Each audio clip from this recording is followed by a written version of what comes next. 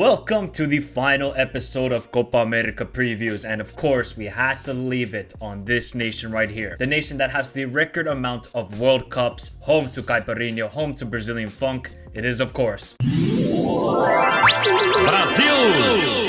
But Brazil in 2023 was absolute abomination, abysmal, whatever word you want to use to describe their performances that year. We're gonna have a deep dive on the recent results, the squad, and what my starting 11 would be for Brazil, and what is my prediction for them at this Copa America. Further ado, let's get into the preview and prediction for Brazil. It was a terrible 2023, but if you look at their past performances in Copa America, the late 90s to early 2000s, obviously 1998 they made the World Cup final, 94 they won the World Cup, 2002 they won it, 2006, it was a bit, they had a very talented team but they couldn't get through it.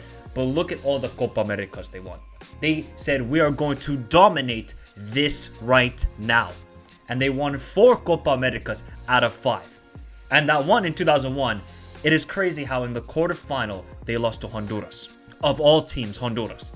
Since then, that horrible penalty shootout in 2011, 2015, 2016, 2019, campeones, and 2021, runners-up. Obviously, it was COVID. They lost to Argentina at the Maracanã. It was a WWE cage match. So what is the goal now for 2024? It is always, when it is Brazil, there is a reason why they have 5 stars on their kit. It is to win. Now, is it a realistic goal? Of course it is. They're still a top 3 favorite for this Copa America. Brazil will always be a top 3 favorite until they have a team full of, I don't know what, like Gabigolds or something like that. If they have a team full of those guys, then they're screwed. They're still a talented team, and I still expect them to perform. If they go out of the quarterfinal, that's a failure. If they go out of the group stage like in 2016, which was, just horrendous, then this FA and this national team might be finito. They might be finito. The fact that they haven't gone to a World Cup final or semi-final since 2002? Brazil? Horrific, and it's horrible for football. When football is the best, is when Brazil are the best. That's just my opinion, because they play the best football, they're expressive, but now it's like, you don't know what Brazil you're going to get. You could get the 2023 where moments sometimes of good, and then a majority of just shit. Because if we see their recent results, now the end of 2023 was terrible, taking an L to Uruguay in a performance where Neymar unfortunately got the ACL injury, but it was overall not a good performance. Then going away to Colombia, Colombia should have won that game like 4-1, 4-2. Colombia were fantastic, and then you lose to Argentina at home in a game which was not great either. It was we know with the Argentina-Brazil games, it's very feisty, very physical, but to still lose at home for the first time ever in World Cup qualifiers, panic button, and something had to be done. So what do? They sacked Denise. Even though I rate Denise highly, it just wasn't going well. And you had to make a statement. If they kept Denise and they're going to play England and Spain, Lord only knows what would happen to Denise then. But then March happens, they get a new manager. Obviously, Dorival comes into the job. They beat England, a decent performance. Spain, they were 2-0 down, and then Endrick came onto the field and changed it. There's a name to remember, Endrick. He changed the game in both of those matches in March. So you could see it was a bit better. It's not like spectacular to what we know of Brazil standards, but at least it's something. At least they showed some character. In 2023 at the end to Venezuela, Uruguay, Colombia, Argentina, they showed 0 character, 0 fight. It's like they didn't even know that they were playing for Brazil. It looks like they were playing for, Easter Island or something. With these performances, and obviously they're going to have some friendlies heading into the Copa America that they can build more confidence, build an identity, and if they can do that, then Brazil can still go far in this Copa America. But the new manager is Dorival Jr. So, if you don't know who he is, let's just say he's a journeyman. Because if you look at the jobs he's had, since managing his first club in 2002, if you look at his jobs, he's been at Flamengo 3 times. He obviously won the Copa Libertadores with Flamengo back in 2022. Since then, Sao Paulo, Atlético Paranaense, Sao Paulo, Santo. This guy is a journeyman. He is literally a journeyman. It is crazy. And now he's the Brazilian manager after all these years of hard work. So congrats to him. I think what Dorival can bring to this team is a better defensive setup. That's what exactly they needed. They were way too open under Denise. Even though Denise's ball is jogo bonito and is trying to play very expansive, defensively it's a horror show when it's not locked in. Dorival is going to try and bring that back because they need structure. And hopefully he can bring that structure. And for a guy who's had a gazillion jobs. It seems like he's worked at McDonald's, Burger King, Subway, KFC, but now he gets that big time job at some corporation, like, I don't know, Microsoft or something, or Apple, because that's basically, well, if we say Apple is the best, Dorival finally got one of the best jobs in the world, and that's being the manager of the Seleção. Is he under pressure at this Copa America? Well, at least get to a semifinals. If he goes out of the group stage, then the Brazilian FA have to think to themselves, do we really have to sack him now? How many managers do we have to go through to find the guy? So yes, Dorival is under pressure. You're always going to be under pressure as the Brazilian national team manager. But you got to give him some leeway. Only being manager for 2 games, going into a Copa America, the preparation is not ideal at all. But hopefully he can get the youngsters going, like the Vini, Rodrigo, Endrick, Savio, you name it. He needs to get these players at a tip-top performances. Because some of them perform very well at club level, but at national team level, we don't see the same performances. So maybe Dorival can be the change. Vini. There's been a lot of shouts for him winning the Ballon d'Or this year. I mean, with Real Madrid, no doubt. He scored in every knockout stage, scored the 2nd goal in the Champions League final, influential player, does amazing things on the ball. But this is not about Madrid. It's not Hala Madrid. It's not Quince. This is the Seleção. And for the Seleção, Vini in 28 appearances has 3 goals. Endrick has 2 goals already. He is almost the same amount as Vinicius Jr. So Vini, for all of his wonderful work for Real Madrid, he's got to start performing for Brazil. It's right now. He's got a goal against Chile in World Cup qualifiers, a goal against South Korea when they won 4-1, and a friendly goal against Guinea. That's it. In 28 appearances. That is unacceptable. So, no doubt, nobody's going to diminish everything he's done at club level. At club level, Vini is one of the best players in the world. Up there with Mbappe, Bellingham, you name it, Haaland, KDB, Foden, Rodri, all those guys.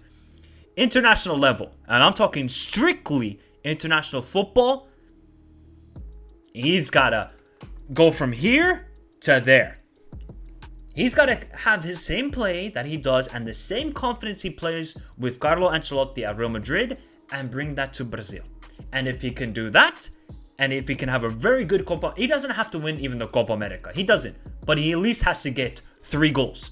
At least match the amount of goals you have right now for the national team in this Copa America. Because if I look at the forward line, if Vini's not doing well, you're going to rely on Rodrigo. You're going to rely on Rafinha. You're going to rely on a 17-year-old Endrick. Vini, step up. This is your national team now. Neymar's out of the picture, and there's no real other superstar at a world level on this Brazil team. So I'm looking at Vinicius Jr. and saying, this is your time. Take the mantle. Take the mantle like Ronaldo did, like Ronaldinho did, like Romario did, like Neymar did. Even though Neymar didn't have a World Cup to his name or Copa America, I mean, at times he was dragging Brazil through the mud. So Vinicius Jr., he's got to step up with this Copa America. When we see him play for Real Madrid, it's just spectacular. He's just having fun out there. He's creating havoc. I mean, the performance he did against Bayern Munich was fantastic. Let's see if he can do that at this Copa America. So here is the Brazil squad for the Copa America. Alisson, Bento, and Ederson. This Bento guy was pretty good in those March games. And I'm pretty sure he'll be making a move to Europe because he was fantastic. This is the strong point of this Brazil team, is their goalkeepers. They have 2 world-class goalkeepers in Alisson and Ederson. They're locked there. That's good at least. Now let's go to the defense.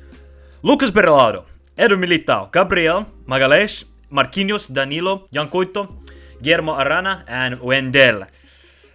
I will say this again. I've said this many times after doing CONMEBOL World Cup qualifiers review. The Brazilian fullbacks is an atrocity. It's an atrocity. I'm promised caipirinha and I'm given pina colada. What is this? Give me the caipirinha. Give me the sugar cane. Not this. Come on, man. I know some people will say in the comments, oh, Michael, you're being harsh. I'm looking at the standards of Brazil for fullbacks. This is a country that produced that dude who's in prison right now. I'm not going to say his name. Roberto Carlos, Cafu, Marcelo, and it's Wendell, Danilo. Jan Couto has had a good season with Girona. He's not very good defensively. Going forward, no doubt. So that is really the weak point of this Brazilian team. The fullbacks are just not at that level whatsoever. Surely there is somebody in the streets of Fortaleza or Rio de Janeiro or Sao Paulo. Somebody. Wendell, I think he's been good. I'm not disputing them as footballers, people. They're still very good footballers. But when I'm just comparing them to what Brazil has had in the past, it's like, what on earth has happened? Midfield, they got Andres Pereira, Bruno Guimaraes, Douglas Luiz, João Gomes, and the dude who's in the betting scandal, Lucas Paqueta. We'll see with Lucas Paqueta and all that situation. Is it the strongest? No, but I think they have some good players. Bruno Guimaraes and Douglas Luiz. I actually really like Douglas Luiz. I think he's an underrated midfielder. Helping Aston Villa get Champions League football is great. Bruno Guimaraes, what can I say with Bruno Guimaraes? He sort of loses his head sometimes, but you can tell with his passing, it's great. And I think his passing will be very vital to this team. And Lucas Paqueta, he has to start. There's no question. Lucas Paqueta, with all the situation going around him, I don't care. He's got to start. Has to. Forwards then, we got Endrick, Ivan Nilsson, Gabriel Martinelli, Rafinha, Rodrigo, Savio, and Vinicius Jr. The one thing I'm going to quickly say is, even though he's not been the greatest, I would still take a Richarlison. The guy has proven he can score the World Cup. Yeah, he's not had a great season with Tottenham. Obviously, he's dealing with things with mental health and everything. Hopefully, he gets better in that situation. I still would have taken Richarlison. Because look at the strikers. Again, I'm going to say, this country has produced Adriano, Ronaldo, Romario, Pele. Endrick could become one. Right now, he is not at that level. Very, very promising striker. I like the wingers. I like Rodrigo. I like Savio. I love Vinicius Jr. Gabriel Martinelli could be a little bit better. He's had a difficult season. I think they're good there. It's just the strikers. I'm really worried about that. So let's get to my lineup. So this is my lineup, right, for Brazil. Alisson in goal, Danilo, Marquinhos, Gabriel, Wendel as four defenders. I mean, what else are you going to go with? I know Marquinhos, he's been a bit of a hot and cold. People will say Lucas Berardo. I just don't think Lucas Berardo is at that level yet. Maybe he needs another season in Europe, but he got very much exposed in the Champions League when I was watching him. Good with the ball at his feet, but defensively, I'm talking pure defensively, he still needs some work. But Danilo, Wendel. Look, Wendel is a good left back. Danilo, I'm just not a fan of. I'm sorry, I'm just not a fan of. I don't think he's at that elite level. I would just say, give it to Jan Couto and say what he can do. Maybe he will get exposed defensively, but at least offer you something going forward. I know Danilo brings you experience and this sort of stuff, but come on. We've seen that experiment so many years now with Brazil. Now, the three midfielders, I think this is a strong suit for this team, is Bruno Guimaraes, Douglas Luiz, and Lucas Paqueta. I don't think anybody has any disputes there. Obviously, you can say João Gomes and these sort of guys. Three midfielders are good there. Rafinha on the right, Vini on the left, and I will go with Rodrigo up top as a false number 9. And I think this could work. They did try this in March, and at times it was really cooking well. But then you see, when it's not working, bring on Endrick.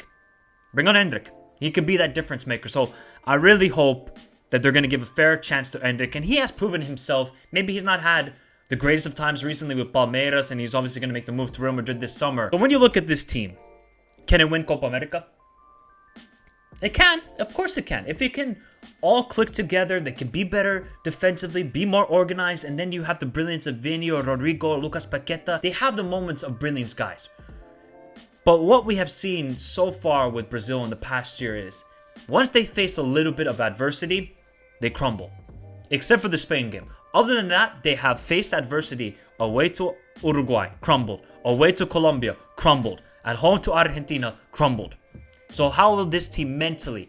Back in the day, Brazil had that fear factor. When this kid rolled up next to you, when you're standing and waiting to go out onto the field, you got shivers. You're like doing the Cole Palmer celebration. You got shivers, and you're like, how the hell are we gonna beat these guys? Now, they don't have that fear factor. Nobody fears the Seleção. They need to change that narrative. They need to get that presence and bring that fear factor back to the national team. Can they do it in this Copa America? Maybe not, but they can at least put some respect on this national team that has taken a lot of L's recently. Where this team can succeed is if Vini succeeds. For me, that's it. Rafinha can have some good moments, Rodrigo can have some good moments, but it's really down to Vini. That left side, Wendel, Vini, and Lucas Paqueta, if they can form a triangle basically to progress with the ball, and then Douglas Luiz, Bruno Guimaraes with their wonderful passing, this is how Brazil is going to go far in this tournament. Will they? Is another question. Now it's prediction time. How far will Brazil go? For me, it's a semifinal. I just don't think they're going to win it. I really don't. I think they're behind Argentina. They're behind Uruguay.